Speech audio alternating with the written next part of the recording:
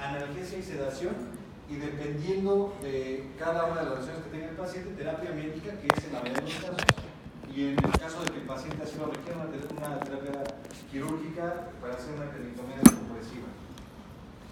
Sí, los objetivos obviamente son diagnosticar y clasificar la gravedad del traumatismo, evitar una lesión en la médula espinal, manejar la vía aérea de un paciente con trauma craneal o lesión espinal, solicitar la imagen y pedir la ayuda y asesoría de servicios de interconsulta cuando sea adecuado. No a todos los pacientes les vamos a pedir interconsulta de neurocirugía.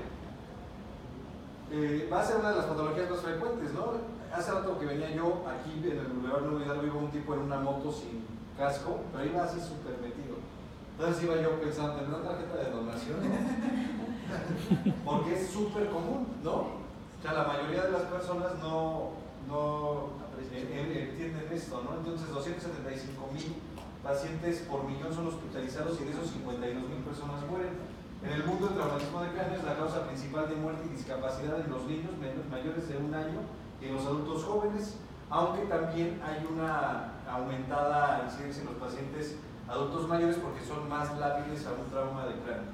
Caídas y colisiones con automotores son la etiología más común en la población civil. Entonces, los fundamentos para la atención de pacientes con trauma, pues bueno, hay que tomar en cuenta, ya decíamos, cuáles son las lesiones primarias, una contusión, cuando es un paciente que le pegan con un bat, por ejemplo, ¿sí? O una herida penetrante, un paciente con una herida de arma de fuego. A nosotros una vez nos llegó un chavo de 18 años que se peleó en la calle, el tipo con el que se peleó sacó un picayelo y se lo enterró al joven. Cuando llegó al hospital, le hicimos la tomografía, el picayelo prácticamente atravesaba todo y tuvo muerte cerebral, 18 años, ¿no? Entonces, esas son las lesiones primarias, el mecanismo directo de la agresión al paciente.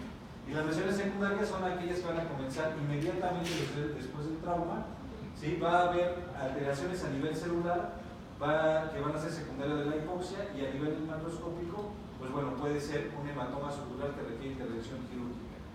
Siempre hay que determinar cuál es el resultado clínico del paciente y obviamente pues siempre cualquier lesión en el perro se puede probablemente evitar o controlar. Entonces, la lesión cerebral secundaria va a ser derivado de que el paciente pueda presentar hipotensión. En un paciente neurocrítico con cualquier alteración neurológica debemos de mantener una presión arterial sistólica mayor de 90. Se menciona que debe de ser una presión arterial media arriba de 90 para que la función cerebral se mantenga.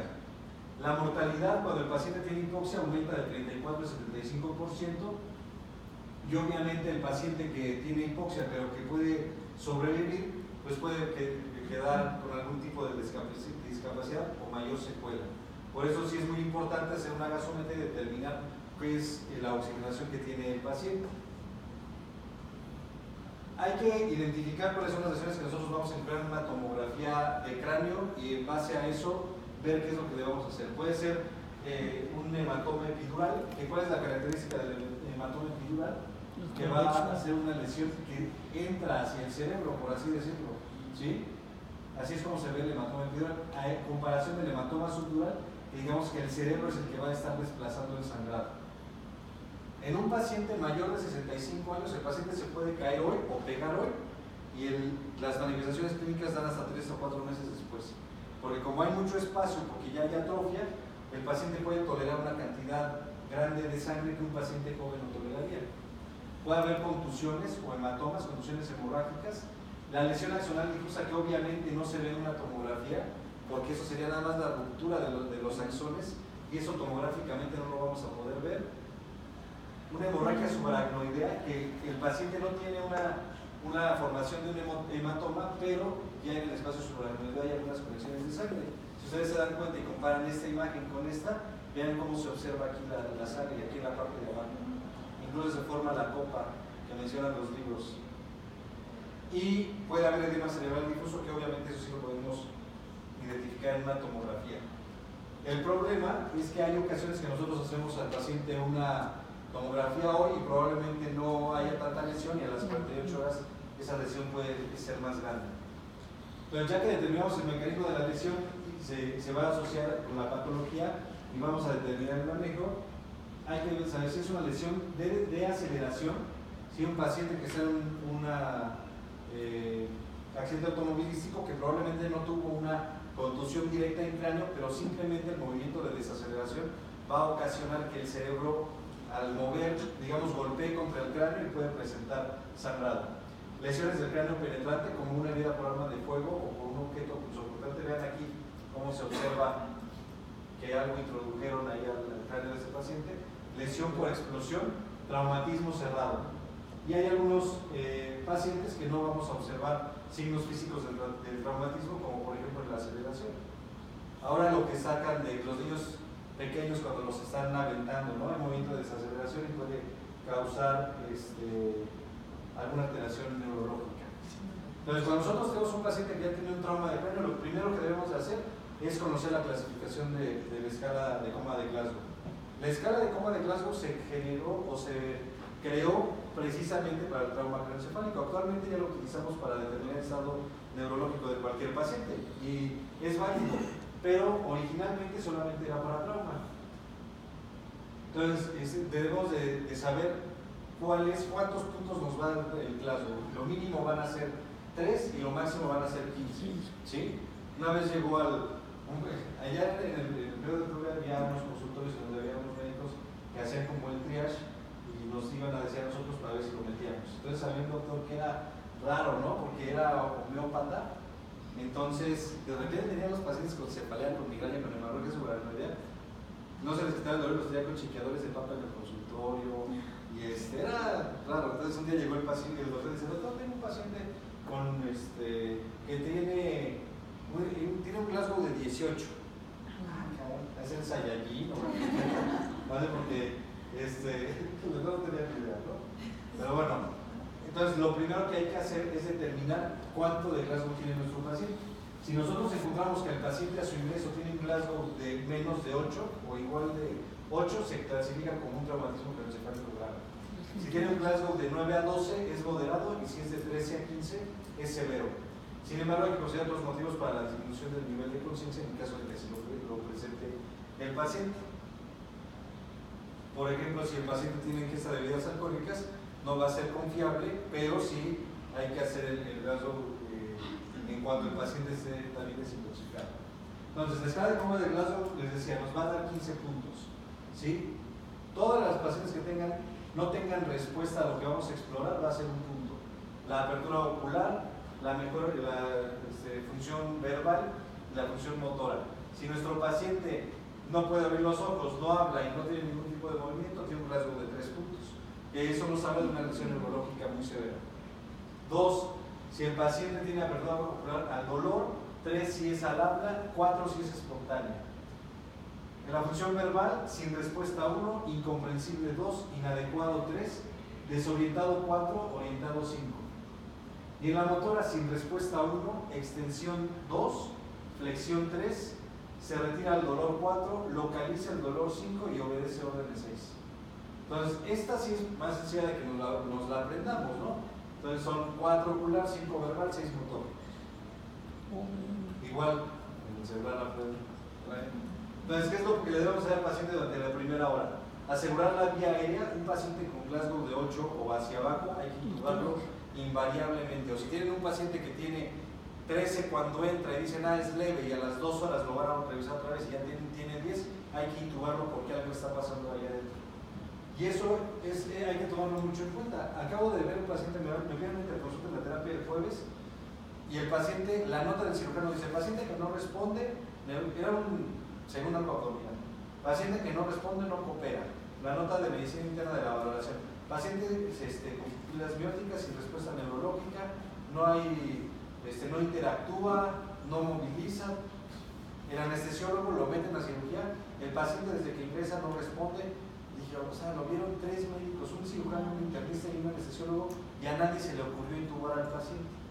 No, porque el anestesiólogo todavía ayer lo vi y me dice: oye, no intubé al paciente porque dije, no, si lo intubo no va a salir.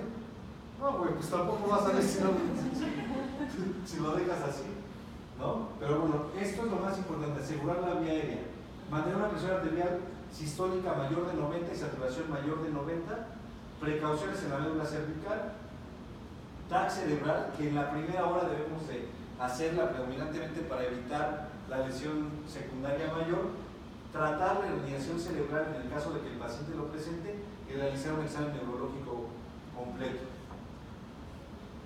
En el tratamiento prehospitalario vamos a hacer precauciones con la columna, el manejo de la vía aérea básico y avanzado, que esto en teoría en las ambulancias de trauma o en las ambulancias que van por un paciente se tendría que hacer. Sin embargo, en todas las ambulancias lo que menos hay son médicos, ¿no? Posibilidad de pulso y mantener la respiración normal y evitar la hiperventilación. Ya decíamos los objetivos de la presión arterial sistólica mayor de 90, en niños mayores de 12 meses, presión arterial sistólica mayor al 5% para la edad, en lactantes menores de 12 meses, presión arterial sistólica mayor de 60. Cuando el paciente nosotros lo recibimos y está hipotenso, entonces hay que iniciar la administración de líquidos. En este caso, y específicamente en el paciente neurológico, sí está indicado el uso de solución salina. Una opción es la reanimación con salina hipertónica y evitar soluciones hipotónicas como soluciones glucosadas. Las glucosadas y la albúmina en el trauma de cráneo aumentan la mortalidad, además de obtener un acceso venoso. Diagnosticar hipoglucemia, en el caso de que el paciente lo presente, hay que tratar de pasar 50 mililitros de glucosa al 50%, evaluar la escala de coma de Glasgow y las pupilas de manera periódica para saber si nuestro paciente se está deteriorando. Si ustedes llegan y ven el paciente con pupilas de 3 milímetros y a los 2 horas lo vuelven a revisar y ya está anisocórico, está creciendo algo dentro de su cerebro y el paciente se va a deteriorar. Entonces, ventilación con máscara en lugar de tubo endotraqueal, nada más en el caso del soporte vital previo, en el caso de que no haya la experiencia para intubar a un paciente. La intubación de secuencia rápida puede duplicarse el tiempo en escena asociado con hipoxemia. Va a ser más difícil intubar a un paciente en la ambulancia o en la calle que llevarlo al hospital. Entonces hay que tratar de disminuir el riesgo. Dispositivos supraglóticos como el que comentó el doctor, la mascarilla laringia. Después vamos a hacer lo de vía aérea y van a conocer todos los dispositivos para que sepan cómo utilizar. Y probablemente ustedes en algún momento no sepan intubar al paciente, pero la mascarilla laringia es mucho más fácil y así pueden enviarlo al hospital. Mantener la presión arterial y lo más rápido que se pueda enviar al paciente a un hospital. Ya cuando llega el paciente a urgencias, obviamente hay que continuar con la precaución en la médula espinal en todo momento cuando el paciente tiene algún riesgo de tener lesión, monitorizar la oxigenación, presión arterial, ritmo cardíaco y camografía, obtener el acceso parenteral endovenoso, a menos que no se pueda, intraóseo, reevaluar el Glasgow después de la reanimación. Probablemente el paciente estaba hipoglucémico y por eso el estado neurológico no era adecuado. Diagnosticar la hipoglucemia, abordar de manera inmediata las lesiones que ponen en riesgo la vida y que no son trauma de cráneo pero están asociadas con él. Obtener TAC cerebral sin contraste por imágenes para evaluar todas las lesiones traumáticas. ¿Sí? Por eso es que en la primera hora la TAC debe estar lista. Yo les pongo siempre ejemplos como de la vida. Yo nunca he visto Grey's Anatomy, pero el único capítulo que vi fue cuando se muere Derek Shepard. ¿Lo han visto? ¿Sí lo han visto? Y en el capítulo él llega por un trauma y no, las mujeres dicen, se murió Derek Shepard y ya me ha llorado. Se acaba de mi esposa ve el capítulo y llora. Lo ve cada semana y llora. Pero bueno, él tiene un trauma y se abocan a todas las lesiones de trauma que tiene, menos a la lesión, ¿no? Y entonces lo paradójico se supone que es neurocirujano y él está diciendo que tiene una lesión neurológica, tiene alteración pupilar, porque así lo van describiendo todo el deterioro neurológico conforme lo va teniendo y nunca le hacen la tomografía. Entonces cuando el paciente lo mete en la cirugía de lo demás, alguien lo piensa y se muere. Bueno, tiene un cerebro. Pero por eso es tan importante hacer la tomografía. Si es básico hacer la identificación de las otras lesiones, pero bueno, a lo mejor tiene una hemorragia en una extremidad, lo puedes controlar, ¿no? Pero por eso hay que hacer la tomografía de cráneo. Les decía, hay veces que ustedes hacen la tomografía de cráneo al día 1 y ¿qué es lo que vemos? ¿Qué es esto?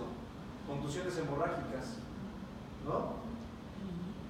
Y a lo mejor ustedes lo dejan así, el paciente tiene buen Glasgow y todo, pero de repente se comienza a deteriorar.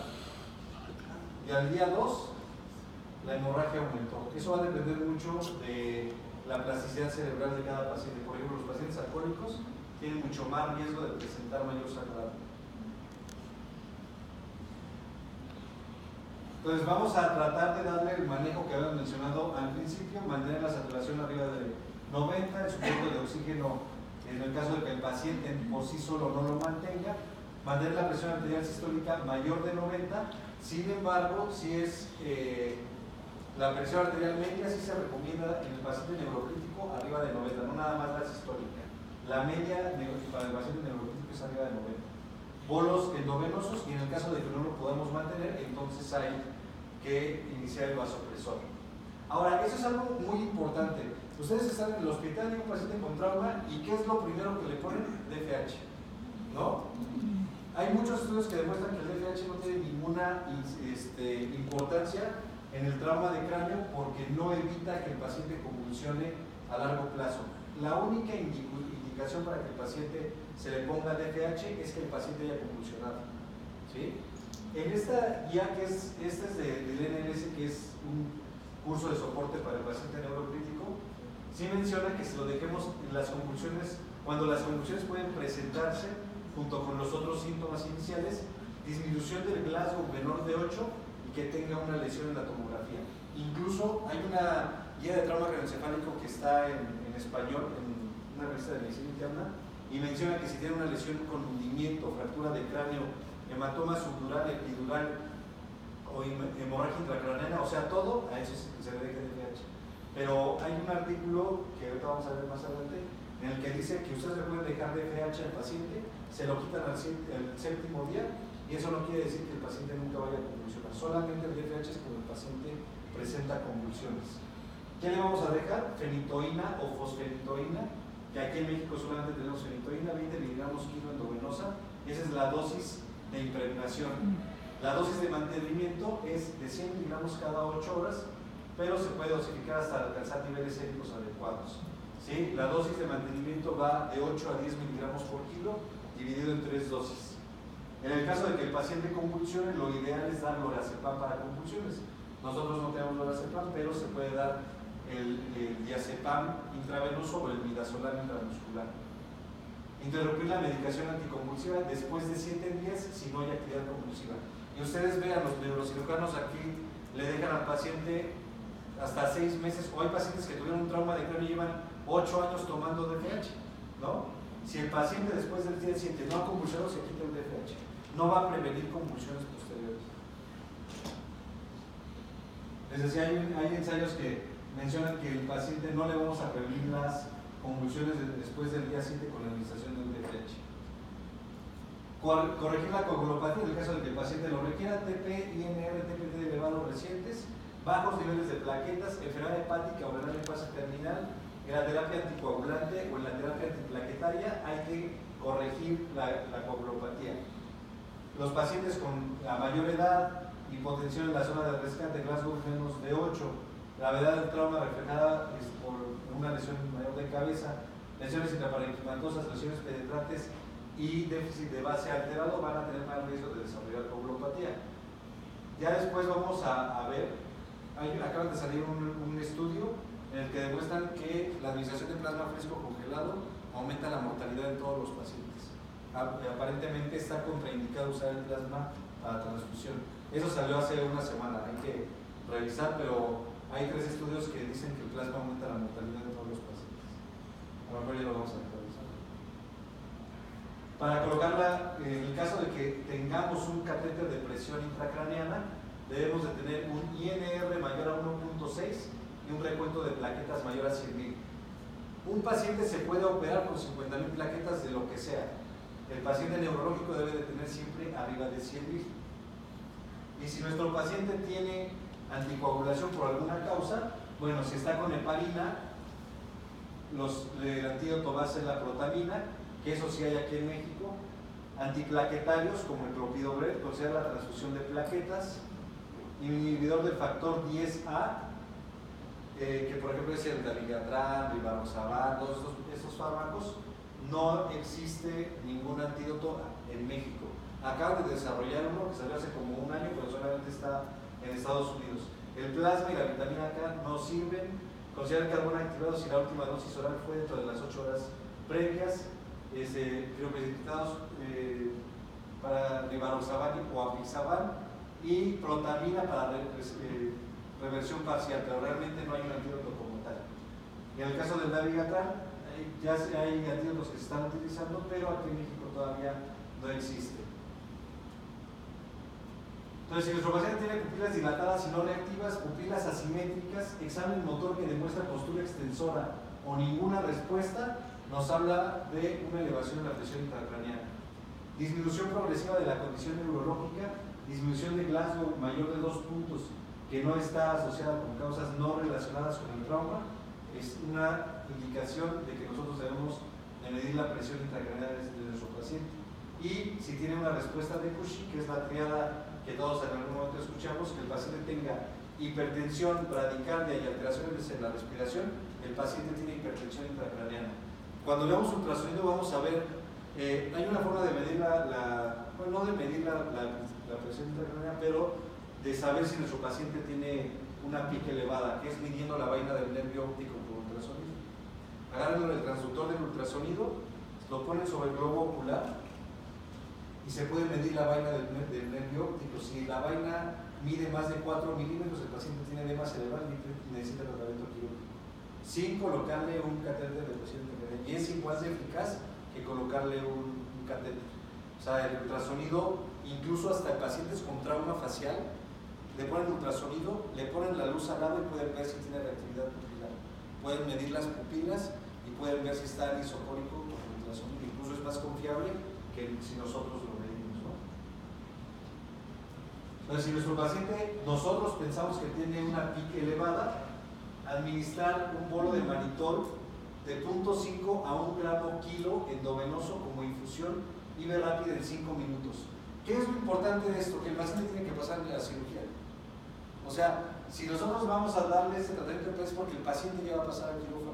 Si están ustedes en Huejutla y lo van a mandar a Pachuca en ambulancia, pues van a ser 6 horas, le van a bajar la PIC durante 2-3 horas y en el transcurso el paciente se va a deteriorar. Si están hipotensos, presión arterial sistólica menor de 90 en adultos, lo que se puede utilizar es la solución sanguínea hipertónica, que es al 23.4 o al 3%. ¿Sí? Se puede utilizar para tratar de disminuir el edema cerebral.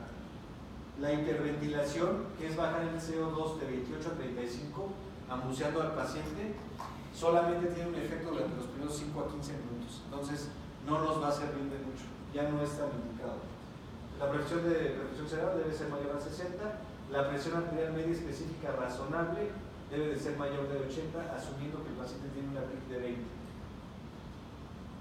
Pero si nuestro paciente tiene presión intracraneana elevada, ¿qué es lo que hay que hacer? Operarlo, porque la terapia médica le puede servir por algunos minutos. Incluso hay estudios que han demostrado que la administración de Manitor y solución sanguínea hipertónica no sirve de nada. Solamente es como para no sentirnos tan mal de que no le vamos a hacer nada más. ¿Qué vas a hacer? Para hacer la solución hipertónica sería una solución fisiológica más una ámpula de 17.7. No, si es al 3% es una solución de 1000 de salina al 0.9% más 11 ámpulas de cloruro de sodio. Si es de 500 se le ponen 6, pero al 3% son 11. La del 23 sí son como, bueno, es una concentración mucho más alta, pero al 3% es una de 1000 con 11 de cloruro de sodio. Hay que estar vigilando, obviamente, si le pasan el Manitor hay que vigilar la osmolaridad, la uresis, la RTA, estar haciendo gasometría, el sodio. Si le ponemos hipertónica, igual el sodio no debe de subir de 155, porque si no, eso va a ocasionar mayor lesión cerebral y el paciente se va a morir. O sea, deben de ser pacientes, esto es solamente en urgencias para cuando ya lo van a pasar a quirófano. Si no lo van a pasar, pues es mejor pasar la terapia porque se tiene que monitorizar muchas situaciones. ¿A quiénes debemos de monitorizar la PIC? Glasgow de 3 a 8 con TAC cerebral anormal, Glasgow de 3 a 8 con TAC normal, que tenga más de 40 años, postura motora, presión arterial sistólica menor de 90, que tenga Glasgow de 9 a 15 con TAC cerebral, pero que tenga una lesión masiva, cisternas borradas que nos indicarían edema y desplazamiento cerebral mayor de 0.5. Estos también son criterios quirúrgicos. Si ustedes le hacen una tomografía y la línea media se desplaza 0.5 centímetros, el paciente se tiene que operar. Ese es un Fisher 4, ¿no? No, pero es que sería diferente porque el Fisher nada más sería para hemorragia subaracnoidea aneurismática. La hemorragia subaracnoidea traumática se clasifica con Green o con Marshall. Si el Fisher nada más se utiliza para aneurismas. Luego la craniectomía, el examen neurológico no se puede seguir, es decir, que el paciente requiera de sedación para otro procedimiento quirúrgico, debemos estar vigilando la presión intracraneana. ¿Cuál es el problema? No sé aquí en general si haya catéteres de presión intracraneana, normalmente en ningún hospital tienen catéteres de presión. Por eso ahora el ultrasonido es mucho mejor, ¿no? Digo, para no ser tan invasivos. Cuando le ponen un catéter de PIC al paciente, bueno, hay diferentes tipos de colocación del PIC, puede ser intraventricular, puede ser epidural, subaracnoideo, intraparenquimatoso. Los riesgos son los procesos infecciosos, pero el PIC nos va a decir, tiene el catéter de PIC y este monitor, tiene 15 de PIC y de repente el paciente llega a 20. Cuando llega a 20 pueden drenar, si ya tiene una cranectomía, ¿sí? Pero el problema es que si nosotros no tenemos PIC, cuando el paciente haga cambios pupilares, el paciente tiene 2 o 3 horas con la presión intracraneal elevada y por eso el pronóstico es peor.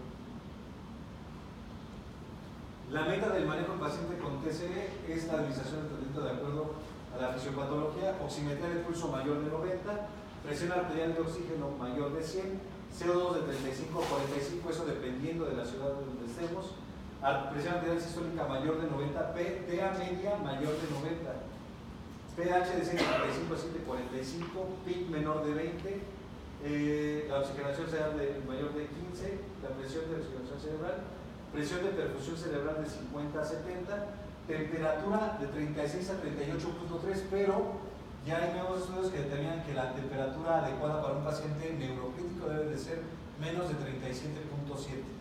Ese es el corte para el neurocrítico. Si el paciente tiene 37.8 y es fiebre, ¿sí?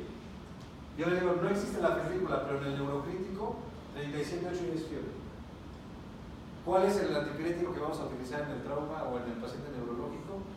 Normalmente se les deja diclofenaco, se les deja 150 en 100 para 24 horas de infusión, o indometacina. Glucosa de 80 a 180, aunque ya cuando veamos el neurocrítico, ahora ya también hay estudios que demuestran que es 140 a 180 para evitar la hipoglucemia. Sodio normal, INR menor de 1.4, plaquetas mayor de 100 y hemoglobina mayor de 100. ¿A quiénes se tiene que operar? Lesión masiva intraaxial mayor de 1 centímetro de grosor, desviación de línea media mayor a 5 milímetros, hemorragia intracraneal mayor a 3 centímetros de diámetro, desviación de la línea media menor de 5, pero que la PIC esté arriba de 20, lesión penetrante, obviamente, fractura de cráneo deprimida compuesta, o sea que el paciente le hayan dado un batazo, tenga una fractura de hundimiento, hipertensión intracraneal refractaria al tratamiento médico, ¿sí? Les digo, ya cuando veamos el paciente neurocrítico en el módulo de neuro, hay una doctora que viene, que es la doctora Mayra Delgado, ella es especialista en urgencias, terapia y cuidados intensivos neurocríticos, y ella va a venir a dar todo lo de neuro y nos va a dar lo del manejo del paciente neurocrítico, que es muy importante. Aquí le vamos a pedir interconsulta a neurocirugía, no todos los va a haber neurocirugía. Glasgow menor de 13, que convulsione, que tenga pupilas desiguales o debilidad focal, TAC cerebral normal, que obviamente veamos que ya tiene una hemorragia, que tenga fístula de líquidos cefalorraquídeos, signos de fractura de la base del cráneo, lesión penetrante, los hallazgos de la TAC cerebral no concuerdan con los hallazgos clínicos, una probable lesión cerebrovascular cerrada, si se sospecha lesión de la columna cervical. Solo en esos casos le vamos a dar el neurocirujano. Si no tenemos nada de eso, bueno, si el paciente neurológicamente no está, no es necesario que a fuerza lo vea, ¿no? Para buscar una lesión vascular traumática es que tenga el paciente una lesión penetrante, fractura a través de un seno venoso, fractura del hueso petroso, selección de la lesión vascular cervical, fractura facial, Lefort 2 o 3, déficit neurológico no explicado por TAC, lesión de cuello anterior significativa, abrasión del cinturón de seguridad o ahorcamiento. Por ejemplo, esta lesión es muy común, ¿no? La lesión por el cinturón de seguridad, eso hay que descartar alguna lesión vascular secundaria. Una lesión de la arteria vertebral que podemos ver, ven aquí cómo se observa la arteria, que haya una mayor hemorragia o que haya disección de la carótida. Vean cómo se observa aquí la carótida y vean acá cómo hay disección, cómo está disecado. Aquí es el medio de contraste, lo que está ahí al punto, y esta es la capa que existe alrededor de la arteria. O sea, ya se disecó y esa arteria se va a romper. En los pacientes pediátricos, el trauma es la principal causa de muerte relacionada con lesiones. La caída son la causa más común en los niños. Accidentes de automóvil, accidentes de bicicleta, lesiones durante actividades deportivas en niños mayores. El Glasgow se valida en niños mayores de 3 años. Hay un Glasgow pediátrico que es para los menores de 3 años. Y en cuanto a los adultos, prestar atención a la ABS para evitar la hipotensión y la hipoxia. Entonces, bueno, no sé si quieran. Hay una consideración. Aquí les vamos a hacer tomografía. Llega un paciente con trauma de cráneo. Se cayó él. Ayer se fue a la Libertad y se cayó. ¿Le hacemos TAC? ¿De qué dependería que le hagamos TAC o no? De la pérdida del estado de alerta. No, de la pérdida del estado de alerta. Ajá, y hay una clasificación de Nueva Orleans también, que es para dependencia de pacientes de clase de TAC. La edad mayor de 65 años, todo paciente con trauma de cráneo mayor de 65 años se hace TAC. Todos. Incluso ustedes lo pueden ver bien neurológicamente, a lo mejor no lo van a ingresar, pero bueno, mándenle a hacer la TAC. Eso sí, todos los mayores de 65 años. Es muy común que llegue el paciente de 80 años, oye, ¿cuándo se cayó? Hace 3 meses. Y le ven hematoma subdural en tomografía, quirúrgico, ¿no? Entonces, una es esa, edad mayor de 65 años. Hay un famoso médico de la UACH. ¿En qué? Un médico de la única. ¿Sí? Ese chisme no me lo pasaron. Ya había yo salido. Pero bueno, 65 años, ¿qué más? El estado de la ingesta de bebidas alcohólicas. Si un paciente ingirió bebidas alcohólicas y tuvo un trauma de cráneo, hay que hacerle tomografía, porque no sabemos si el estado neurológico sea por el alcohol o por el trauma. ¿Qué más? Pérdida del estado de alerta, convulsiones, ¿sí? Que el paciente presente algún dato de focalización, sean las indicaciones, pero si el paciente tiene un deterioro neurológico que no se conocía, hay que hacerle tomografía. No a todos. Si llega un paciente, les digo, si él se fue a la Libertad y él no tomó y se cayó, pues, sin bronca, ¿no? Pero sí, él sí salió hasta y se cayó, entonces hay que tomarle la tomografía, ¿no? Y más si tienen más de 65 años. Todos tenemos un presidente, quizás no lo conozcan, teníamos un presidente en urgencias. Bueno, yo ya estaba en terapia y él estaba en urgencias. Y vivía, éramos compartíamos el departamento. Entonces un día me hablan y me dicen, oye, güey, se accidentó este chavo, ¿no? Y pongan que en su Facebook decía Jimmy y él se llama Eric. Entonces le digo, ¿a poco? Sí, se accidentó, que está en el general, está en terapia intensiva intubado porque tiene un trauma de cráneo.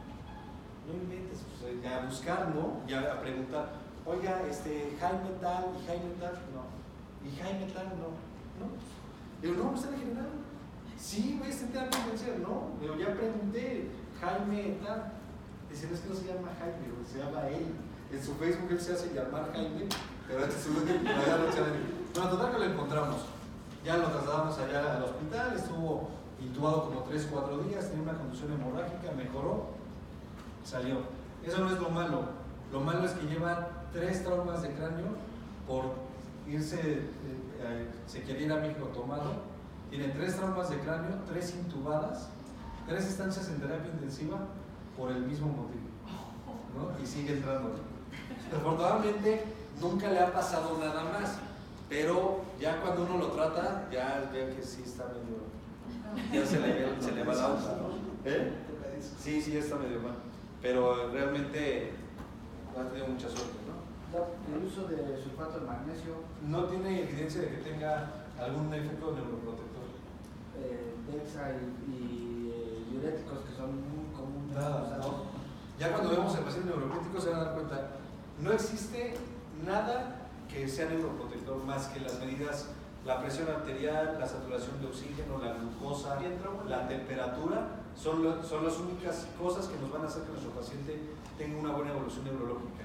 la dexametasona, el furosemide, el sulfato de magnesio, el dextrometorfano, porque hay protocolos de dextrometorfano en trauma de cráneo, DFH, citicolina, somacina, cerebrolicina, que es lo que utilizan muchos hospitales para el trauma o para el paciente neurológico. No existe ningún estudio que demuestre que sí. Ninguno. ¿El Nimotop tampoco? Nimotop. El Nimotop solamente sirve para evitar el vasoespasmo en el paciente con hemorragia subaracnoidea aneurismática. Aunque el paciente de trauma de cráneo tenga hemorragia subaracnoidea, no se usa el Nimotop porque no es secundario al neurismo. ¿Y en el evento isquémico? ¿Qué? ¿Nimotop?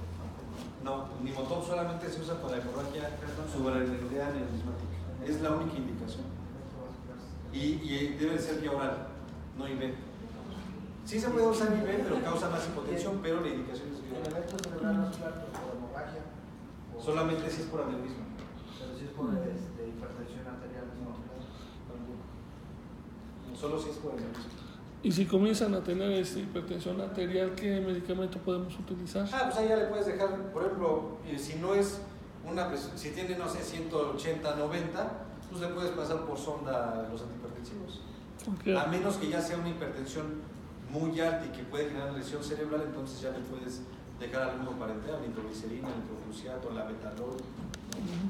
Pero yo les decía, a mí va el de somacina, siempre me va a ver, doctor, aquí está la somacina. Tengo muestras de somacina, de todo, ¿no? Incluso, increíblemente, Pachuca se agotó la somacina durante como 3 meses por el uso tan alto que hay aquí en Pachuca.